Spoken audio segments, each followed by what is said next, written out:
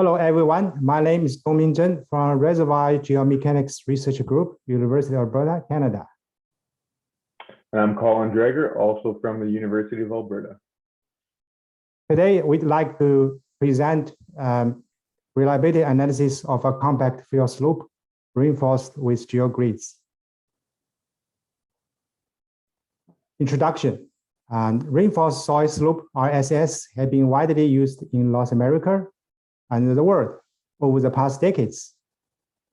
Compared to reinforced concrete retaining structure, RSS have advantages with significant cost saving, schedule flexibility, and constructability advantages. For example, RSS can significantly reduce the right-of-way compared to unreinforced soil slope. There's many kinds of reinforced elements. Among them, geogrids are most popular one. You see the picture on the right side.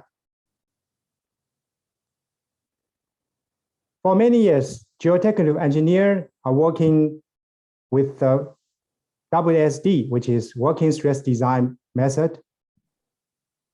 For now, it's necessary we transit from WSD to reliability-based design because with the deterministic WSD method, we either excessive FOS or by taking a chance. To carry on reliability-based design, we need to define random variable representing soil and geogrid parameter variabilities, surcharge loads, and groundwater levels changes. At the end of reliability analysis, failure probability and the reliability index along with FOS can be evaluated simultaneously under a statistical framework. There's two approaches to carry on reliability analysis. One is the slope W coupled with Monte Carlo simulation in the product of geoslope. Alternatively, we can use the finite difference code, flux slope, with the strengthening reduction technology, and coupled with MCS and subset simulation on MATLAB platform. In this study, we use two approaches to carry on reliability analysis.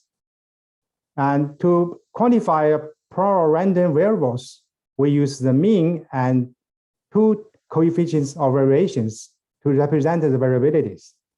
Also, we need to define a limit state function, like Gx, to carry on the reliability analysis.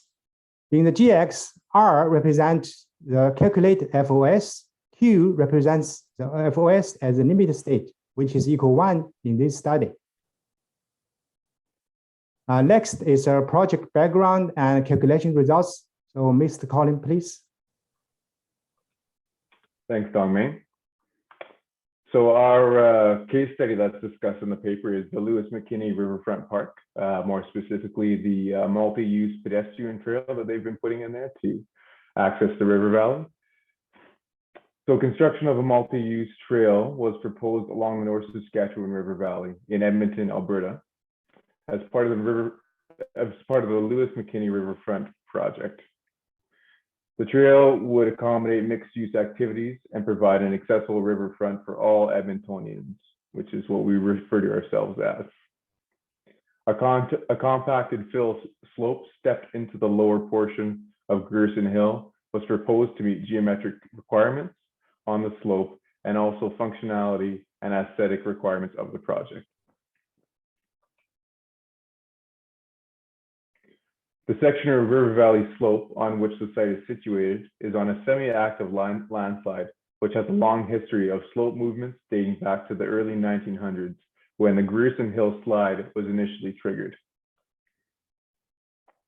Deep-seated slope movements have abated in recent decades, owing to slope stabilization works implemented in the 1950s and the 1990s. However, surficial slope movements rather, continue to occur at the site. Historical use in the area included temporary landfills in depressed graben features, which can increase the variability of subsurface conditions over significantly short distances.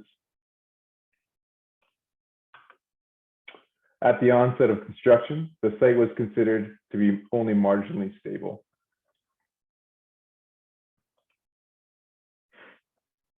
Subsurface conditions generally consisted of a layer of clay fill and deleterious material. So that's your uncontrolled fill from the historical landfills in the area. This was about 6 to 18 meters thick and is overlain by approximately was overlying rather, approximately 1 to 2 meters of clay fill underlain by bedrock. The length of the slope was approximately 200 meters along the proposed trail alignment, and the width of the slope crest varied from 3 to 5 meters, depending on what section you were looking at.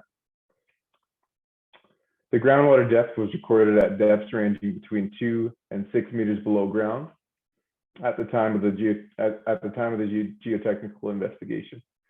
Two types of slope construction are considered: an unreinforced compacted fill slope and a reinforced slope.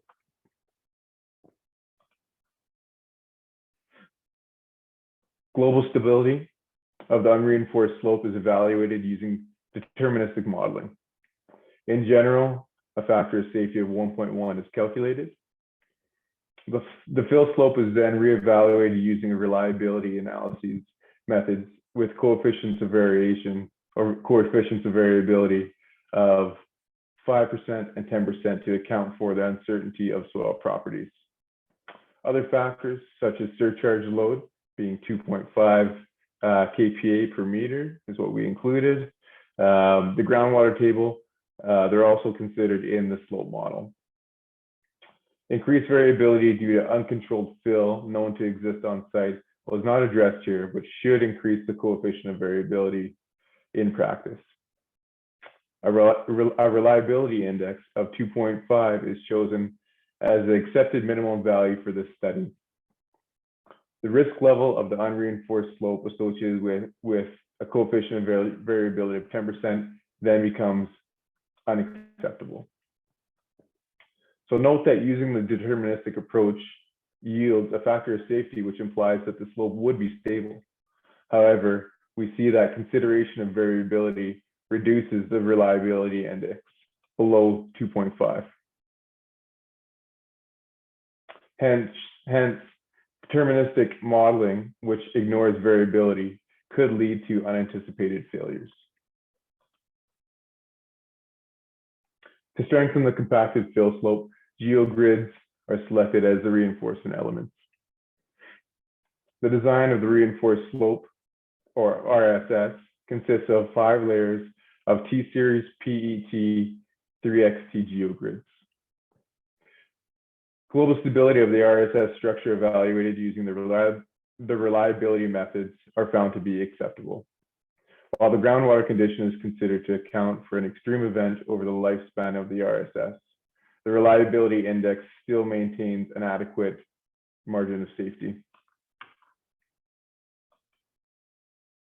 And back to you, Dongming. Okay, thanks, Colin. So let me conclude the presentation. So we can see from the analysis, the Spencer method is very efficient, but flat slope using the reduction strength technique can simulate the slope laterally. Compared to MCS, the SS method can significantly improve efficiency of computation. A large drawback of Spencer method is carried out on the slip surface determined by the parent determining analysis. But flat slope can find the critical slip surface randomly, which represent the lateral conditions. So up to date, so geotechnical engineer can carry on the full probabilistic analysis using flat slope coupled with SS, thanks to the advancement of computer technology. This case study indicates that FOS alone cannot adequately account for slope stability without adopting full probabilistic analysis. This method can be used for other geotechnical design, such as foundation engineering, tunneling, and structure engineering. Thanks our sponsorship. This is our research group. Thank you.